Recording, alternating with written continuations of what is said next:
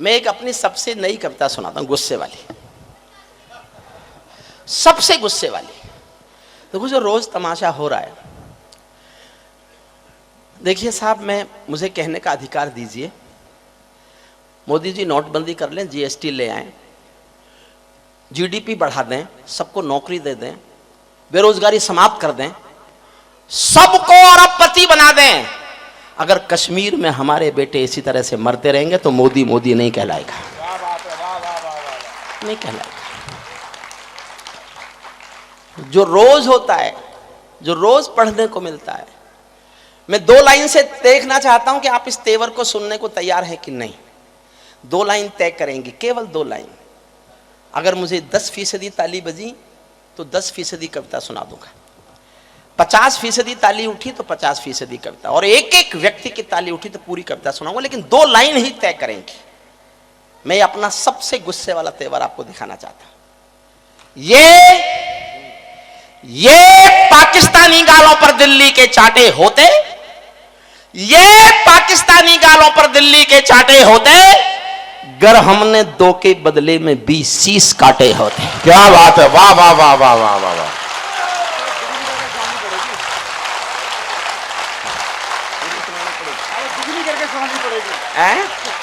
क्या बात है तू, इतनी तालियां बज गई, इसको 2 बार सुना दो कविता को। अनिल तो एक कुर्सी मंगा के मेरे पास आके बैठ जा। ये नहीं, पीछे के षड्यंत्र रोकने का ये भी एक रास्ता है। इतनी ताली बजी, डबल सुनानी पड़ेगी। देखो तुम तो जो सोच रहे हो ना, मैं जानता हूं। तुम जो हंस रहे हो ना, तुम्हारी हंसी ऐसी हंसी है जैसे कोई पीछे से पिस्तौल लगा के कहे कि हंस। मैं देख रहा हूं, हो सकता है ऐसा ना हो, पर मुझे तो कहने की आदत है।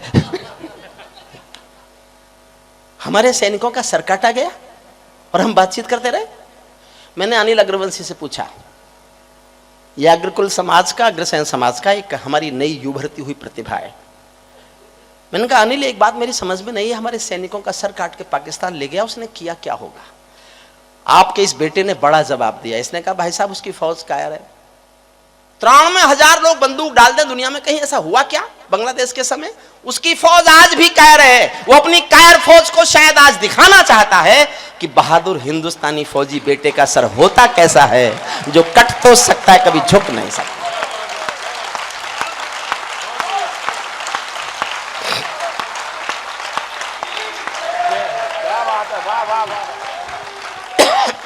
आपसे 10 सेकंड और मांगता हूं। क्यों लिखी मैंने ये कविता? केवल 10 सेकंड। एक पिंजरे में पालतू तोता था किसी के पास। एक दिन मालिक ने तोते से कहा, मैं पड़ोसी गांव जा रहा हूं, तेरा शाम तक का खाना मैंने पिंजरे में रख दिया है, तू खा लेना। पिंजरे का तोता बोला, मालिक उस गांव में मेरे गुरु रहते हैं। तो मालिक बोला, तो क्या करूं? बोले मेरी राम राम तो बोल दोगे? बोले मिलेगा तो बोल दूंगा। मालिक पड़ोसी गाँव गया, जाके कहा कि मेरे पिंजरे के पालतू तोते का यहाँ कोई गुरु है क्या? एक बूढ़ा तोता आया, उसने कहा मैं उसका गुरु हूं। तो उस मालिक ने कहा कि मेरे पिंजरे के पालतू तोते ने तुझको राम राम भेजा है। बूढ़े तोते ने सुना और मर गया। मालिक लौट के आया, पिंजरे के तोते ने पूछा मेरे गुरु मिले? मालिक बोला, काय का तेरा गुरु? मैंने तेरी राम राम दी, वो तो सुनते ही मर गया। इतना सुनते ही पिंजरे का तोता भी मर गया। जब उसने पिंजरे के दरवाजे खोले तो तोते की आत्मा कहती चली गई, समझना साहब, समझो तो ही तालियां उठाना। तोते की आत्मा कहती चली गई कि मालिक तुम नहीं समझे, मेरे गुरु ने मेरे लिए संदेश भेजा था कि जिसको आजाद होना है उसको मरना आना चाहिए।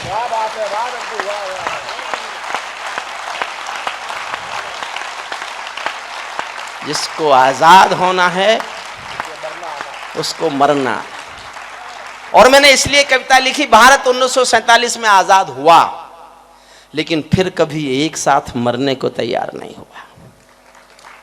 नहीं हुआ साहब, खंडों में मरता है। कभी बंबई में मरता है, कभी संसद में मरता है, कभी पठानकोट में मरता है, कभी उरी में मरता है, कभी कुपवाड़ा में मरता है, कश्मीर में रोज मरता है। हम रोज मरते हैं। हमारा रोज मरना बंद हो जाए, इसलिए एक कविता मैंने लिखी है, आप सुनिए। ये आतंकों के गालों पर दिल्ली के चाटे होते, गर हमने 2 के बदले में 20 शीश काटे होते, बार बार दुनिया के आगे हम ना शर्मिंदा होते, और हमारे सारे सैनिक सीमा पर जिंदा होते। ये कैसा परिवर्तन है खुददारी के आचरणों में। देखना चाहता हूं, मैं जोश में ज्यादा पढ़ रहा हूं कि आप जोश में ज्यादा सुन रहे हैं। ये कैसा परिवर्तन है खुददारी के आचरणों में। सेना का सम्मान पड़ा है चरमपंथ के चरणों में। किसका खून नहीं खौलेगा सुन पढ़कर अखबारों में। सिंहों की गर्दन कटवा दी चूहों के दरबारों में। सिंहों की गर्दन कटवा दी, सिंहों की गर्दन कटवा दी चूहों के दरबारों में। बार बार की गद्दारी को भारत क्यों सह जाता है? और अगली पंक्ति पर अपनी राय देना। बार बार की गद्दारी को भारत क्यों सह जाता है? ज्यादा संयम भी दुनिया में कायरता कहलाता है। ज्यादा संयम भी दुनिया में कायरता कहलाता है। हमने 68 साल खो दिए श्वेत कपोत उड़ाने में, खूनी पंजों के गिद्धों को गायत्री समझाने में। भैंस के आगे बीन बजाना बहुत हो चुका, बंद करो। खुद को बिच्छू से कटवाना बहुत हो चुका, बंद करो। नागफनी पर बेला चंपा कभी नहीं खिलने वाले, पत्थर की आंखों में आंसू कभी नहीं मिलने वाले। बंदूकों की गोली का उत्तर सद्भाव नहीं होता, हत्यारों के लिए हिंसा का प्रस्ताव नहीं होता। कोई विषधर कभी शांति के बीज नहीं बो सकता है, और भेड़िया शाकाहारी कभी नहीं हो सकता है। और भेड़िया शाकाहारी कभी नहीं हो सकता है। पीपल छाया मांग रहा था यूं की करके पेड़ों से। मोदी जी बिना बुलाए नवाज शरीफ के घर चाय पीने चले गए। मैंने पूछवाया साहब क्यों गए थे आप? बोले शांति लेने गया था। मैंने कहा ले आए। अटल बिहारी वाजपेयी भी गए थे लाहौर बस में बैठ के, पठानकोट लेके आए थे। आप शांति लेने गए, आप पठानकोट लेके आए, करगिल लेके आए अटल बिहारी वाजपेयी। 125 करोड़ का नेता बिना बुलाए अविश्वसनीय आदमी के घर चला जाए तो कवि क्या लिखेगा? बस ये सुनना। क्या लगा मुझे कि 125 करोड़ का नेता और मर्द नेता किसी के यहां बिना बुलाए जाए तो क्या लिखेगा? मुझे क्या लिखेगा कवि? पीपल छाया मांग रहा था यूं की करके पेड़ों से, जैसे कोई शेर सुरक्षा मांग रहा हो भेड़ों से। जैसे कोई शेर सुरक्षा मांग रहा हो भेड़ों से, जैसे कोई मोती खोजे झीलों की गहराई में। मैं 68 साल का इतिहास गा रहा हूं एक पंक्ति में। आपकी दुआएं मांगता हूं ताकि मैं इतिहास को एक एक पंक्ति में गा सकूं। 68 साल मैंने एक पंक्ति में गाए, और आपको लगे कि 68 साल एक पंक्ति में गाए जा सकते हैं तो मुझे दुआओं की तालियां उठा देना। पीपल छाया मांग रहा है यूं की करके पेड़ों से, जैसे कोई शेर सुरक्षा मांग रहा हो भेड़ों से। जैसे कोई मोती खोजे झीलों की गहराई में, हम कस्तूरी खोज रहे हैं उल्लू की परछाई में। हम कस्तूरी खोज रहे हैं। पीपल छाया मांग रहा था यूं की करके पेड़ों से। जब सिंहों की राजसभा में गीदड़ गाने लगते हैं तो हाथी के मुंह के गन्ने चूहे खाने लगते हैं। रावलपिंडी वालों को सपने में काल दिखाओ तो एक खबर आई बिलावल साहब की कि मुझे पूरा कश्मीर चाहिए इंच इंच। खबर आई थी, लोग नाराज हो गए, हमारे कवि गुस्सा हो गए, नेता गुस्सा हो गए। मैं नहीं हुआ। और मैंने कहा पहली बार तो उसने कल की बात कही है। उसने कहा मुझे पूरा चाहिए, तो पहले पूरा तो लेंगे हम। क्या बात है, वाह वाह वाह वाह। अरे हम ले लेंगे तो ही तुझे देंगे ना। एक बार हम ले लें फिर तेरा बाप ले ले।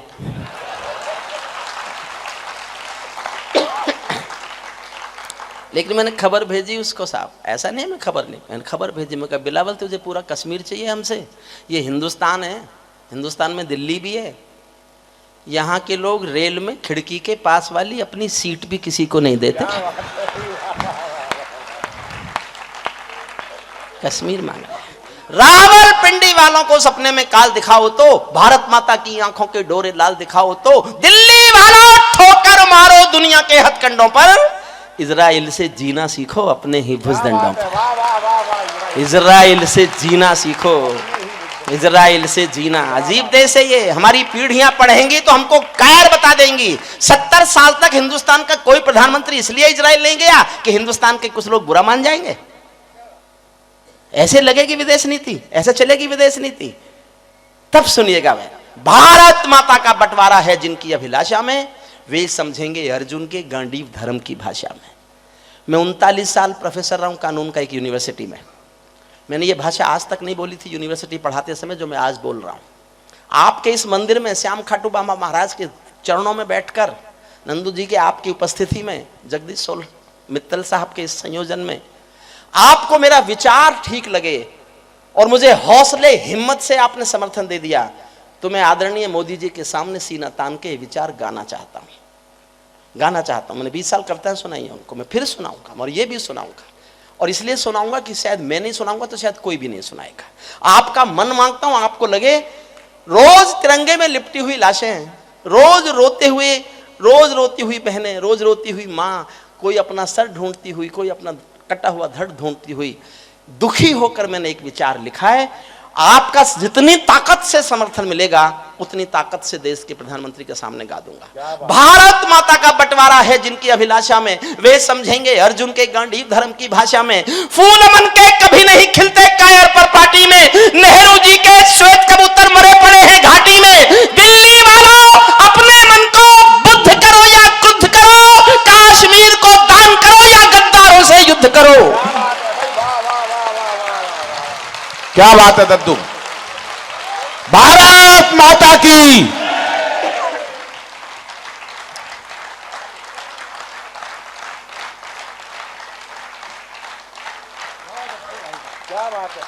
सल्यूट करता हूं आपको।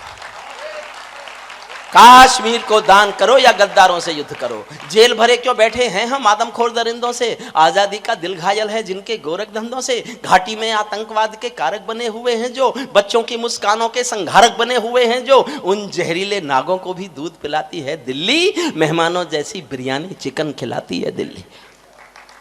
और सरकार से कह रहा हूं, मौजूदा सरकार से कह रहा हूं, जिनके कारण पूरी घाटी जली दुल्हन सी लगती है, पूनम वाली रात चांदनी चंद्र ग्रहण सी लगती है, जिनके कारण मां की बिंदी दाग दिखाई देती है, वैष्णो देवी मां के घर में आग दिखाई देती है, उनके पैरों बेड़ी जकड़े जाने में देरी क्यों है, उनके फन पर एड़ी रगड़े जाने में देरी क्यों है, उनके फन पर एड़ी रगड़े जाने। क्या बात है, वाह वाह वाह वाह, बहुत अच्छे दद्दू, वाह।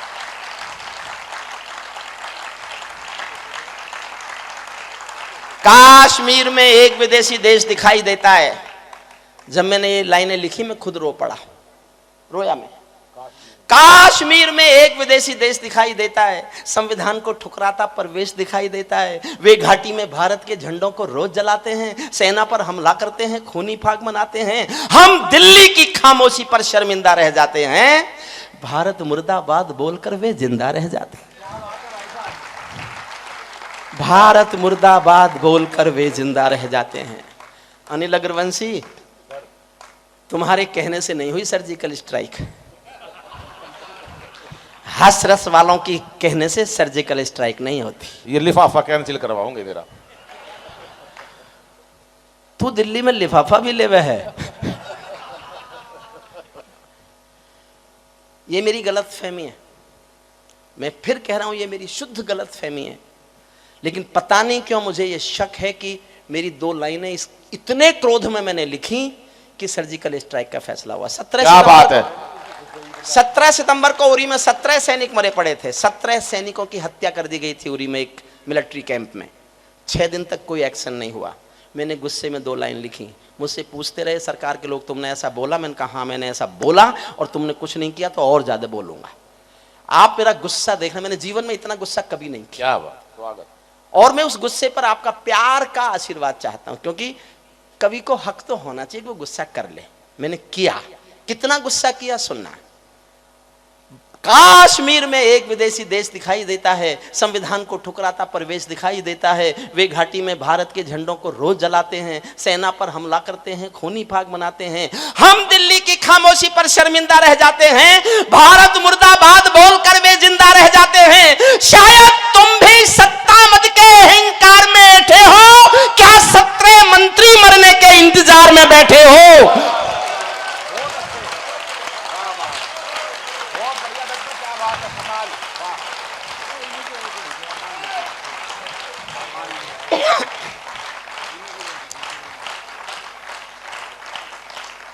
अरुण में बीमार हुआ था, डॉक्टर मुझे मना करते थे कविता पढ़ने मत जाओ। मैं उनसे कहता था कि तुम मेरा तन ठीक कर सकते हो, मेरा मन में केवल मेरी जनता ठीक करेगी। और मैं जनता के बीच आया, मुझे लगता है मैं आज ये घोषणा कर दूंगा कि मैं पूर्ण स्वस्थ हो गया।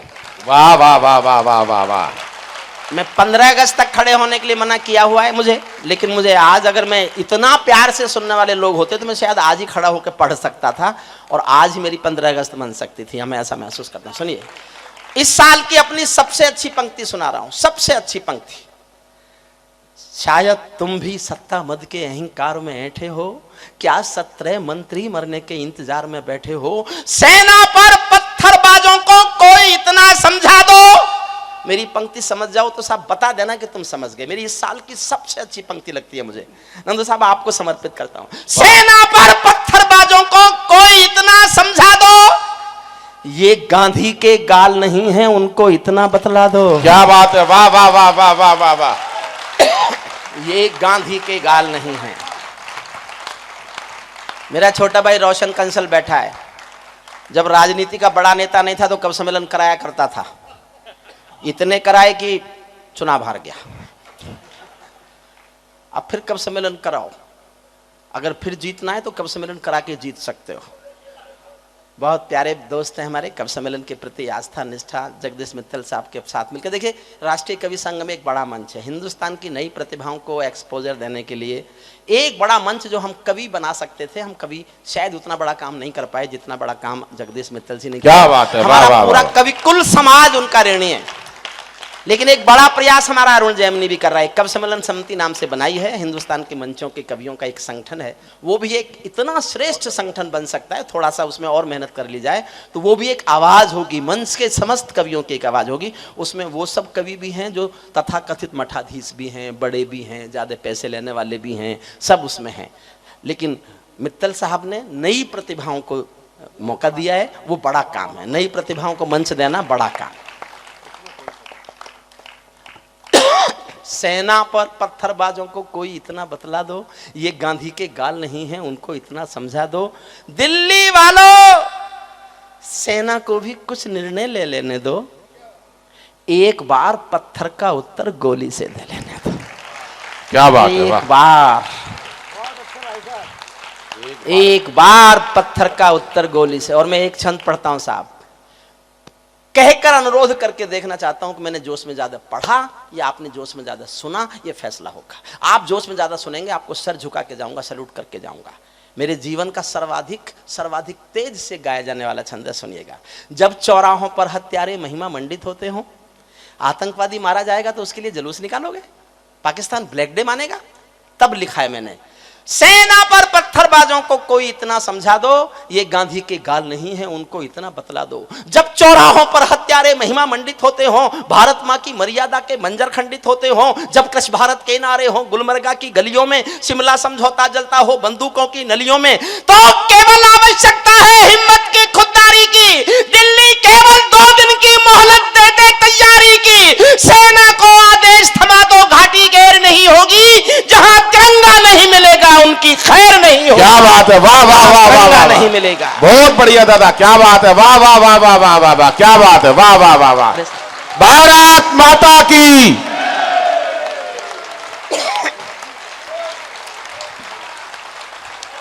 साहब मैं सर झुकाता हूं सबको। बस, क्या बात है, वाह वाह। बैठ जाओ भाई साहब। अभी जहां तिरंगा नहीं मिलेगा उनकी खैर नहीं होगी। बर्मा बांग्लादेश तलक सीमा पर ऐंठे रहते थे। बर्मा समाप्त करता हूं, बर्मा बांग्लादेश तलक सीमा पर ऐंठे रहते थे और हमारे नेता चूड़ी पहने बैठे रहते थे। दिल्ली डरी डरी रहती थी पाक चीन की बॉर्डर पर, सेना बांधे हाथ खड़ी रहती थी किसके ऑर्डर पर। दुनिया को एहसास कराओ, हम निर्णय ले सकते हैं, हम भी ईंटों का उत्तर पत्थर से दे सकते हैं। अब तो वक्त बदलना सीखो, डरते डरते जीने का। दुनिया को एहसास कराओ 56 इंची सीने का। क्या बात है, वाह वाह वाह। एहसास कराओ 56 इंची सीने का। क्या बात है दद्दू। दुनिया को एहसास कराओ 56 इंची सीने का। सैनिक अपने प्राण गंवाकर देश बड़ा कर जाता है। अच्छी सी पंक्ति सुनना, सैनिक अपने प्राण गंवाकर देश बड़ा कर जाता है, बलिदानों की बुनियादों पर राष्ट्र खड़ा कर जाता है। जिनको मां के बलिदानी बेटों से प्यार नहीं होगा, उन्हें तिरंगे को लहराने का अधिकार नहीं। क्या बात है, वाह वाह। उन्हें तिरंगे को लहराने का अधिकार नहीं होगा, उन्हें तिरंगे को लहराने का अधिकार नहीं होगा। सिंहासन के माने होते हैं सिंहों का आसन हो। समाप्त करता हूं कविता। नहीं हुई मेरी शादी साहब, ये मैं और देखिए, ये व्यक्तिगत गर्वोक्ति नहीं है। मैं प्रोफेसर रहा हूं 39 साल, तथाकथित महंगा कवि मैं भी हूं, लेकिन मेरे पास अपनी रहने के लिए झोंपड़ी भी नहीं है। मैं 850 गरीब बच्चे पढ़ाता हूं, 850। क्या बात है, वाह। आप जितना संपन्न नहीं हो, आप जितना अमीर नहीं हो, लेकिन अपनी सामर्थ्य भर से, और मैं आपसे अनुरोध करूंगा, मुझे प्यार करते हो तो अपने इस ट्रस्ट से झोंपड़ी के 100 गरीब बच्चे पढ़ाकर बड़े कर देना, ताकि वो आपकी संस्था को बहुत आकर के मान सम्मान दे। ये मेरा अनुरोध है। सेना पर पत्थरबाजों को कोई इतना बतला दो, सेना पर पत्थरबाजों को कोई इतना बतला दो, ये गांधी के गाल नहीं है, उनको इतना समझा दो। सिंहासन के माने होते हैं सिंहों का आसन हो, कायरता से दूर अटल संकल्पों का अनुशासन हो, राजमहल के आचरणों की गंध हवा में जाती है। दिनकर ने एक लाइन लिखी, सिंहासन खाली करो कि जनता आती है, सरकारें बदलती रहीं, लाइन गाई जाती रही। मैं एक पंक्ति पढ़ रहा हूं, हरिओम पमार जब मर जाएगा तो ये पंक्ति शायद दोहराई जाए। राजमहल के आचरणों की गंध हवा में जाती है, राजा कायर हो तो बिल्ली सिंहों को धमकाती है। राजा कायर। समाप्त करता हूं कविता। आपका बहुत बहुत प्यार, बहुत बहुत लाड। जगदीश मित्तल साहब को मेरा प्रणाम, और क्रोध के लिए फिर आपसे हाथ जोड़कर माफी, सबसे माफी, सर झुका के माफी, हाथ जोड़कर माफी। राजमहल के आचरणों की गंध हवा में जाती है, राजा दब्बू हो तो बिल्ली सिंहों को धमकाती है। भारत एक अखंड राष्ट्र है, सवा अरब की ताकत है, कोई हम पर आंख उठा ले किसकी भला हिमाकत है। धरती अंबर और समंदर को ये भाषा समझा दो, दुनिया के हर पंच सिकंदर को ये भाषा समझा दो। अब खंडित भारत माँ की तस्वीर नहीं होने वाली, कश्मीर किसी के अब्बा की जागीर नहीं होने वाली, कश्मीर किसी के अब्बा की। क्या बात है दद्दू आप। भारत माता की